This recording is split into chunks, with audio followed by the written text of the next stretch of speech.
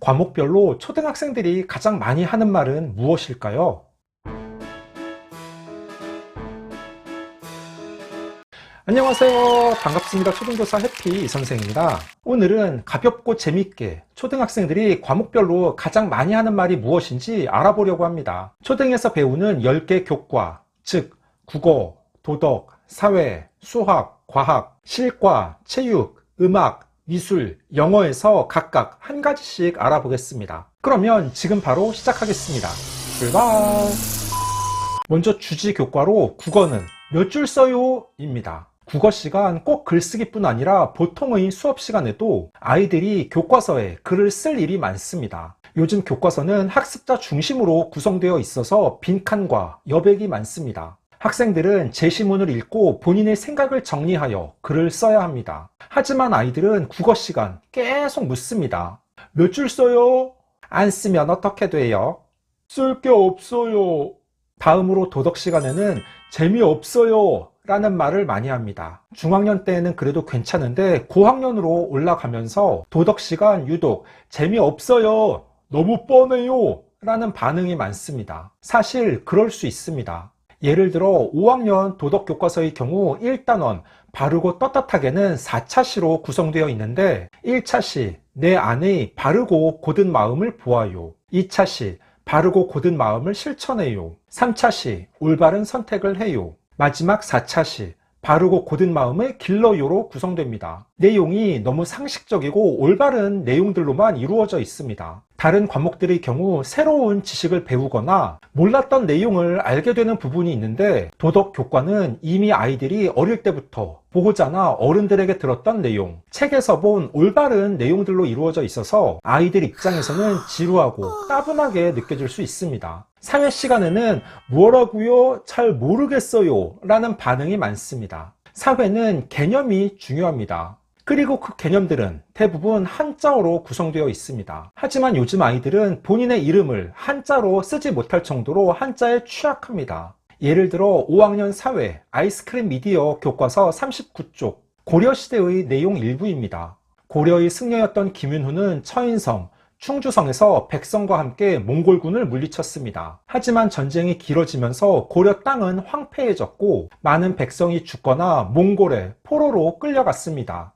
중략. 그러나 고려의 군인들 중 삼별초는 개경에 돌아가는 것에 반대해 근거지를 강화도, 진도, 제주도로 옮기며 계속 항전했습니다. 하지만 결국 고려와 몽골이 연합군에게 진압됐습니다. 역사적인 내용이 어려운 것은 차치하고 지명도 낯설고 생소합니다. 승려, 황폐, 포로, 근거지, 항전, 연합군, 진압 등 아이들이 어려워하는 단어들이 가득합니다. 그러니 교사가 교과서를 보고 설명할 때에는 가만히 있다가 다음 시간 다시 물어보면 뭐라고요? 잘 모르겠어요.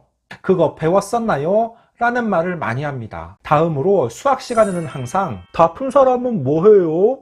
아직 다 못했어요 라는 말을 자주 합니다. 수학은 기본적으로 선생님이 문제 푸는 방법을 설명하고 아이들에게 교과서와 수학 익힘책에 있는 문제를 풀도록 시킵니다. 그 후 교사는 돌아다니며 아이들이 문제를 잘 풀고 있는지 확인하며 지도합니다. 그럴 때 꼭 몇 명의 아이들은 금방 다 풀었어요, 다 푼 사람은 뭐해요? 라고 묻습니다. 교과서 문제가 얼마 안 되고 공부를 잘하는 아이들은 문제를 금방 풀 수 있습니다. 수학은 학습 격차가 큰 과목이기 때문에 시간이 부족해서 못 푸는 아이들도 있습니다. 그 아이들은 항상 다 못했어요 라고 말합니다. 과학 시간에는 이거 만져봐도 돼요? 라는 말을 많이 합니다. 아무래도 과학은 실험이나 관찰을 많이 합니다. 그럴 때마다 꼭 이거 만져봐도 돼요? 라고 묻는 아이들이 있습니다. 장난이 심한 일부 아이들은 이거 먹어봐도 돼요? 라는 말을 하는 경우도 있습니다. 학교 과학 실험에서 먹어봐도 되는 건 거의 없습니다. 하지만 아이들은 워낙 호기심이 강하기 때문에 자꾸 직접 만져보고 냄새 맡아보며 맛을 보려고 합니다. 아,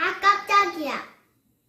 다음으로 실과 시간에는 그거 처음 봐요 라는 말을 하는 경우가 많습니다. 실과는 과목 특성상 의생활, 주생활, 식생활의 내용들을 주로 배웁니다. 그런데 그 내용이 아이들 입장에서는 낯설고 생소합니다. 예를 들어 5학년 동물과 식물 단원에서는 생활 속 식물을 가꾸어 보아요, 생활 속 동물을 돌보고 길러 보아요 등의 내용을 배웁니다. 상추, 산세비에리아, 스타피필룸 가꾸는 과정이 교과서에 나오는데 처음 보는 내용이 많고 어렵습니다. 동물도 강아지와 고양이 기르는 방법이 교과서에 나오지만 문조, 거북이, 장수풍뎅이, 닭 등을 돌보고 기르는 과정은 솔직히 생소하고 어려울 수밖에 없습니다. 체육시간 아이들이 가장 많이 하는 말은 오늘 피구해요? 입니다. 이건 어느 학년이든 비슷합니다. 체육시간 아이들이 피구하는 걸 좋아하고 교사 입장에서도 피구가 지도하기 쉽습니다. 경쟁형 게임으로 승패가 갈리고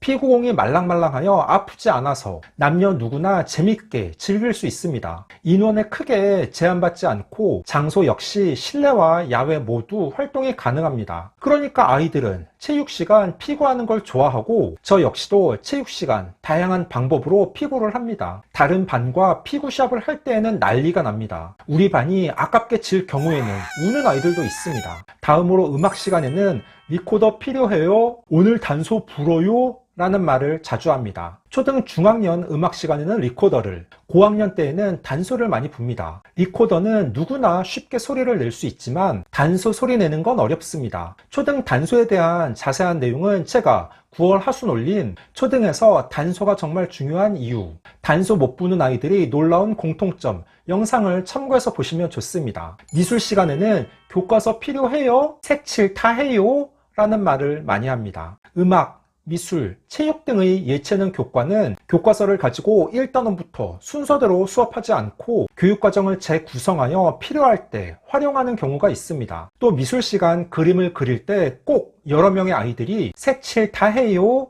라고 묻습니다. 교사 입장에서는 꼼꼼하게 색칠하면 좋은데 간혹 일부 아이들은 빨리 활동을 끝내려고 대충 색칠하기도 합니다. 끝으로 영어 시간에는 오늘 게임 해요? 라는 말을 많이 합니다. 이건 좀 의외의 말 아닙니까? 그런데 실제 학교 영어 수업 시간에 아이들이 이 말을 자주 합니다. 왜냐하면 영어 시간 원어민 선생님 수업뿐 아니라 영어 전담 선생님이나 담임 선생님의 수업 때 게임을 많이 합니다. 교과서의 내용만 가지고 수업을 하면 너무 지루하고 따분해합니다. 그래서 40분 수업 시간 중 30분 정도는 교과서 내용을 가지고 듣고 따라 말해보는 활동 등을 한 후 나머지 10분 정도는 오늘 배운 내용을 중심으로 게임 활동을 자주 합니다. 그러니까 아이들은 영어 시간 오늘 게임 해요? 오늘은 어떤 게임 해요? 라는 말을 자주 하는 것입니다. 15초 요약! 오늘은 과목별 초등학생들이 가장 많이 하는 말이라는 주제로 이야기해 봤습니다. 먼저 주지교과로 국어시간 몇 줄 써요? 도덕시간 재미없어요. 사회시간 뭐라고요? 잘 모르겠어요. 수학시간 다 푼 사람은 뭐해요? 아직 다 못했어요. 과학시간 이거 만져봐도 돼요? 등입니다. 다음으로 예체능 교과에서 실과시간 그거 처음 봐요. 체육시간 오늘 피구해요?